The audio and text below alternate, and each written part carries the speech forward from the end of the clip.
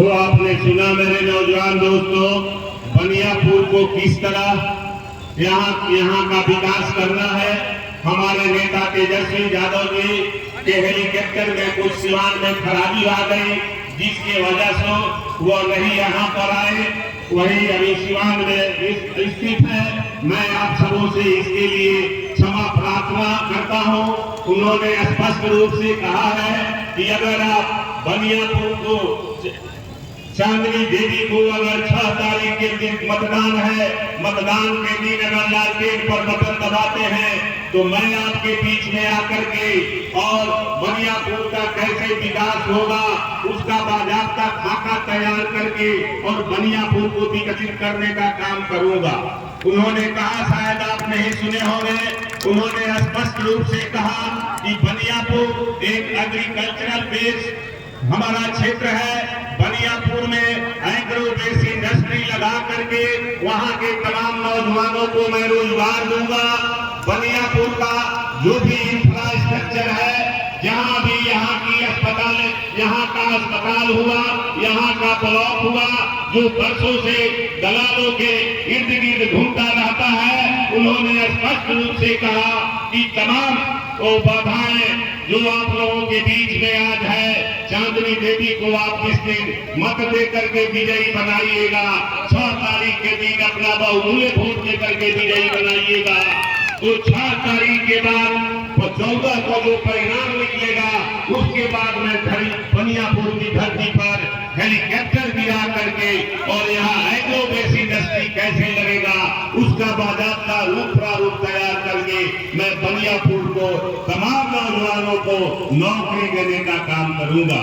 तो मेरे नौजवान दोस्तों, आप निश्चित रूप से मैं समझ रहा हूँ आप किस तरह उत्साह, जोश और खरोश के साथ यहाँ पर आए थे। आपका उत्साह, आपका जोश, आपका उमंग उसी तरह रहेगा। हमारे तेजस्वी जो नेता है अपनी पीड़ा को बताए, हर जब समाज किसी न किसी कारण से टेक्निकल कुछ हेलीकॉप्टर में खराबी हो गया, जिसके वजह से उनका हेलीकॉप्टर लैंड नहीं कर पाया।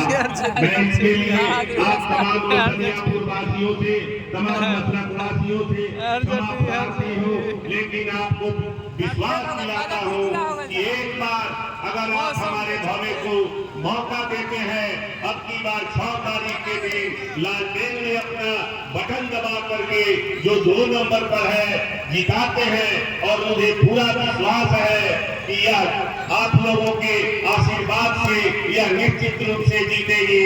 तो बनियापुर का रूप स्वरूप प्रारूप निश्चित रूप से ये आप लोगों के कंधे में कंधे मिलाकर चल करके और बनियापुर को विकसित बनियापुर का दर्जा ये दिलाएगी। प्रतिबद्ध है, कमिटमेंट है तेजस्वी यादव का कि बनियापुर एक बहुत ही बढ़िया बनियापुर कहलाएगा। मसरत एक दिन जो अपराध और भय के कारण लोग नहीं निकलते हैं, भय मुक्त समाज का निर्माण होगा, अपराध मुक्त समाज का निर्माण होगा। शोषित दलित के जो भी है वो अपना सीना तान करके चलेंगे। समाज के जितने भी अच्छे लोग हैं वो लोगों के साथ बैठ करके सलाह मशविरा कर करके मसरत का भी विकास होगा। मैं आपको बताना चाहता हूँ कि निश्चित रूप से अगर तेजस्वी जी की सरकार बनती है और बनेगी भी, जो मुझे भरोसा है, चारों तरफ से ये रिपोर्ट है, तो बिहार बदलेगा, इसके तस्वीर को बदला जाएगा।